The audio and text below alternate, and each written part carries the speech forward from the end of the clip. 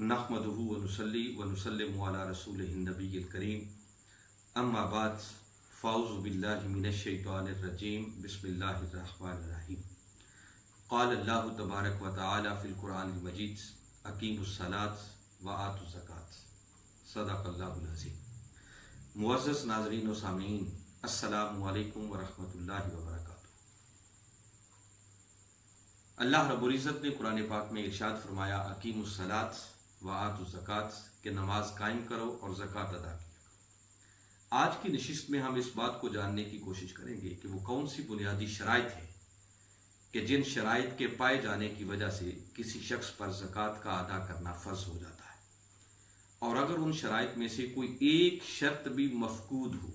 वो ना पाई जा रही हो, तो उस शख्स पर ज़कात का अदा करना ज़रूरी नहीं होता। मैं पहले सिंपली उनको अर्ज़ कर देता हूँ और फिर ज़रूरी हो हद तक आज की नशिस्त में जितनी उनकी वजाहत हो सकेगी मैं उस पर रोशनी डालने की कोशिश करूँगा। नाज़रीन मुकर्रम, ज़कात की अदायगी के लिए सबसे पहले नंबर पर उस शख्स का मुसलमान होना ज़रूरी है, फिर आकिल होना, फिर बालिग होना, फिर आज़ाद होना और फिर साहिब निसाब होना। 5 शराइत ये हैं। और फिर उसके बाद उस माल पर उस मालिक को मिल्के ताम हासिल होना, फिर उसके माल का कर्ज से फारिग होना, फिर उसका वो माल उसकी हवाइज असलिया और बुनियादी ज़रूरियात से ज़ायद हो, बचा हुआ हो, और फिर उसके माल पर पूरा साल गुजर जाए, हौलाने हौल, साहिब निसाब होने के बाद साल का मुकम्मल होना। और एक शर्त है माल नामी होना, वो खा हकीकतन हो या हुक्मन हो, वो माल बढ़ने वाला हो। तो ये 10 वो बुनियादी शराइत हैं कि जब ये शराइत पाई जाएंगी तो फिर उस शख्स पर ज़कात का अदा करना फ़र्ज हो जाएगा। अब मैं थोड़ा आसान करके थोड़ी थोड़ी इस पर रोशनी डालता हूँ ताकि जो बात समझने वाली है उसको हमारे सुनने वाले बड़ी आसानी से अपने जहनों में महफूज कर सके। जहां तक पहली शर्त का ताल्लुक है मुसलमान होना, तो बड़ी सादा सी बात है कि ज़कात मुसलमान पर फ़र्ज है, गैर मुस्लिम पर नहीं है।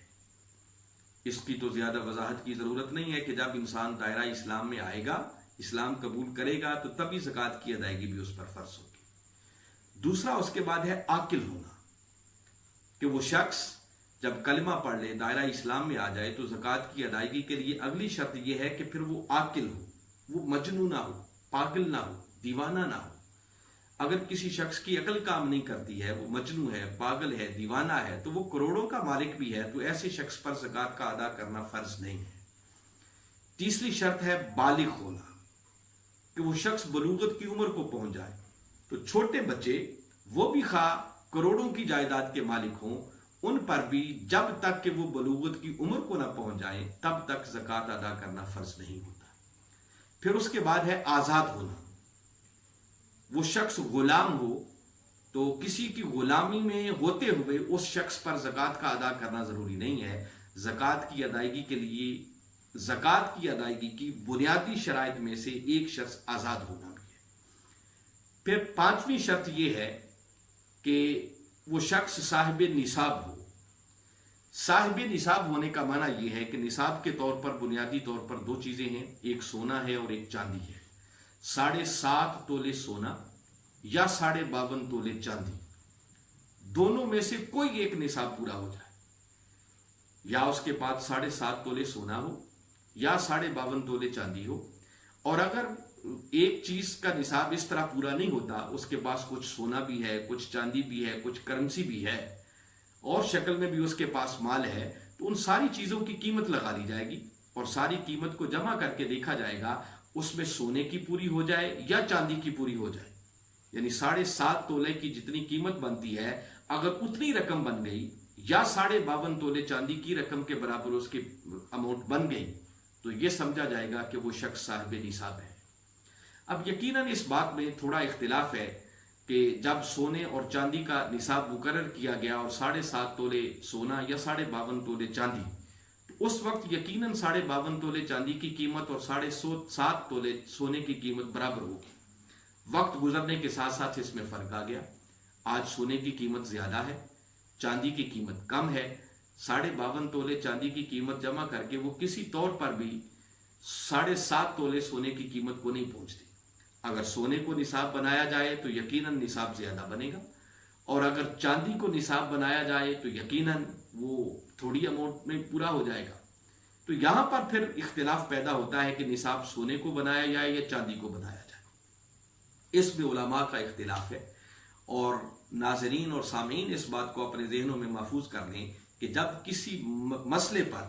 اہل علم لوگوں کا اختلاف ہو جائے، بڑے بڑے ائمہ کا اس پر اختلاف ہو، تو عوام کے لیے سہولت ہوتی ہے کہ دونوں میں سے جس رائے پر بھی عمل کر لیں گے وہ اللہ کی بارگاہ میں سرخرو ہوں گے، بری ذمہ ہوں گے.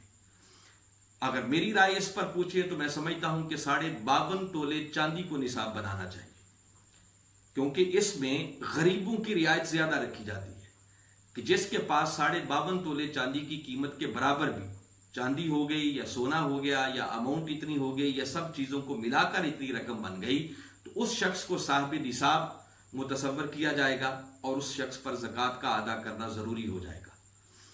کیونکہ جب زیادہ لوگ صاحب نصاب ہوں گے تو یقیناً ہر کوئی زکوٰۃ نکالے گا، تو اتنی زکوٰۃ بن جائے گی کہ پھر مجھے امید ہے کہ اگر دیانت داری کے ساتھ سارے لوگ اس کو نصاب مان کر زکوٰۃ ادا کرنے والے بن جائیں تو شاید زکوٰۃ لینے والا پھر ملے کوئی نہ. تو میری ایک رائے ہے اس میں کہ اگر 52.5 تولے چاندی کو نصاب بنا لیا جائے تو اس میں غریبوں کی، فقیروں کی، مسکینوں کی، زکوٰۃ لینے والوں کی رعایت زیادہ ہے کہ ان کو زیادہ حصہ ملے گا، زیادہ زکوٰۃ دینے والے بن جائیں گے اور لینے والے کم رہ جائیں گے. تو یقیناً اللہ تعالیٰ اس کام میں برکت ڈال دے گا. تاہم میں پہلی بات عرض کر چکا ہوں کہ اس میں علماء کا اختلاف ہے، تو جس کو چاہیں آپ نصاب بنا سکتے ہیں. پھر اس کے بعد اگلی شرط یہ ہے کہ وہ مال قرضہ سے فارغ ہو. اس کا مطلب یہ ہے کہ ایک شخص ہے، اس کے پاس 10 لاکھ روپیہ ہے، مگر ساتھ ہی اس نے کسی کا 12 لاکھ قرضہ بھی دینا ہے، تو یقیناً ایسے شخص پر زکوٰۃ ادا کرنا فرض نہیں ہوگا. تو اگر آپ کے پاس جتنا مال ہے اس مال کو کیلکولیٹ کر لیں، اور پھر جتنا آپ نے قرض دینا ہے اس قرض کی رقم کو دیکھ لیں، اس قرض کی رقم کو پہلے مال میں سے منہا کریں، تو جو آپ کے پاس بقیہ مال بچے گا اس پر پھر زکوٰۃ کا ادا کرنا آپ پر فرض ہوگا. مثلا ایک شخص کے پاس 10 لاکھ ہے اور اس نے 3 لاکھ کسی کا قرض بھی دینا ہے، تو 10 لاکھ میں سے پہلے 3 لاکھ منہا کر لیا جائے گا، اور بقیہ 7 لاکھ جو بچے گا تو اس 7 لاکھ پر زکوٰۃ کا ادا کرنا اس کے لیے ضروری ہوگا. پھر اگلی شرط یہ ہے کہ وہ مال اس شخص کی حوائج اصلیہ، بنیادی ضروریات سے زائد ہو. بنیادی ضروریات میں اس بندے کی رہائش آ جاتی ہے، اس کا کھانا پینا آ جاتا ہے، اس کی سواری آ جاتی ہے، جو روزمرہ میں اس کو استعمال کرنا ہے، اس کی رہائش آ جاتی ہے. تو یہ بنیادی اس کی ضروریات ہیں. اس کا لباس آ جاتا ہے، اس کے پڑھنے کی کتابیں آ جاتی ہیں. جو بندہ جس فیلڈ میں بھی ہے تو اس کی بنیادی ضروریات جن کے بغیر اس کا گزارا نہیں ہے، اس کی زندگی کا حصہ ہے، روزمرہ جن کی ضرورت اس کو پڑتی ہے، ان حوائج اصلیہ سے بچا ہوا مال اگر نصاب کو پہنچ جائے گا تو ایسے شخص پر پھر زکوٰۃ کا ادا کرنا ضروری ہو جائے گا. اگلی اہم ترین شرط یہ ہے کہ پھر اس کے مال پر سال پورا گزر جائے، جس کو حولان حول کہتے ہیں. اس میں بہت ساری پریشانی ہوتی ہے لوگوں کو سمجھنے میں کہ اس سے مراد کیا ہے. تو دیکھیں، آج جیسے رمضان المبارک کا مہینہ جا رہا ہے اور آج رمضان کی 15 تاریخ ہے، تو میں اسی بات کو سامنے رکھتے ہوئے اگر بات کروں کہ ایک شخص تھا، وہ پہلے زکوٰۃ دینے والا نہیں تھا بلکہ زکوٰۃ لینے والا تھا. اللہ کا کرم ہوا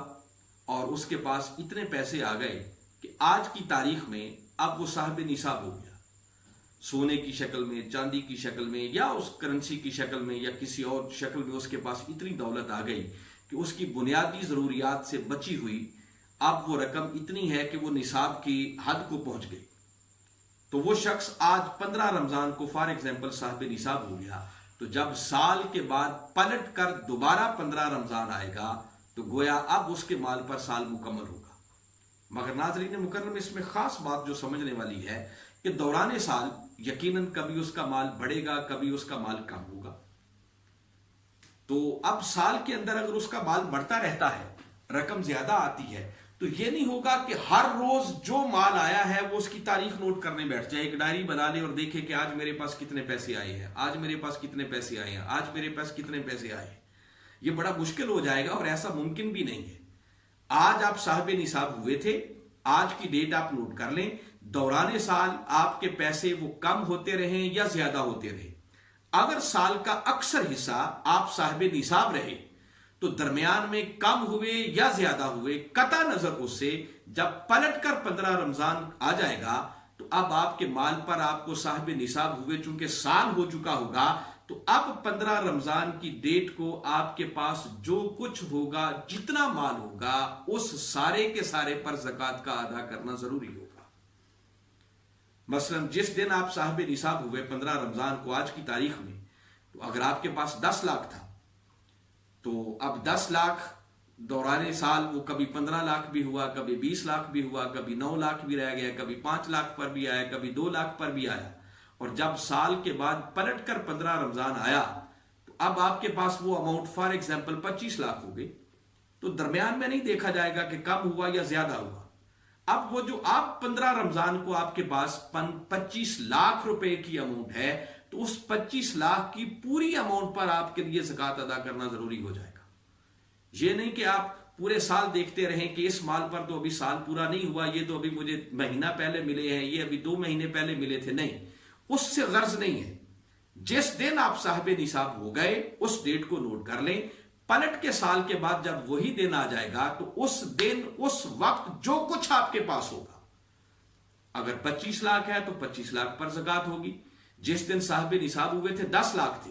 اب زکوٰۃ 10 لاکھ پر نہیں ہوگی، زکوٰۃ اب سال گزرنے کے بعد 15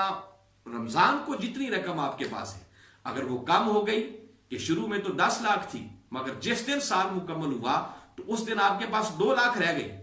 اب زکوٰۃ 10 لاکھ پر نہیں ہوگی، زکوٰۃ 2 لاکھ پر ہوگی۔ تو گویا دوران سال کا اعتبار نہیں ہوگا، بلکہ سال جب مکمل ہو جائے گا تو اس وقت آپ کے پاس جو کچھ موجود ہوگا اس پر زکوٰۃ کا ادا کرنا اس شخص پر فرض ہو جائے گا۔ یہ چند وہ بنیادی شرائط ہیں کہ اگر یہ پائی جائیں تو پھر ایسے شخص کے لیے زکوٰۃ کا ادا کرنا فرض ہو جاتا ہے۔ اللہ کی بارگاہ میں دعا ہے کہ باری تعالیٰ صحیح معنوں میں ہمیں ان چیزوں کو سمجھ کر ان پر عمل کرنے کی توفیق عطا فرمائے، اور ہمیں اس زکوٰۃ کی ادائیگی کے فریضے کو ادا کر کے اپنی دنیا اور آخرت کو سنوارنے اور کامیاب بنانے کی توفیق عطا فرمائے۔ وما علینا الا البلاغ۔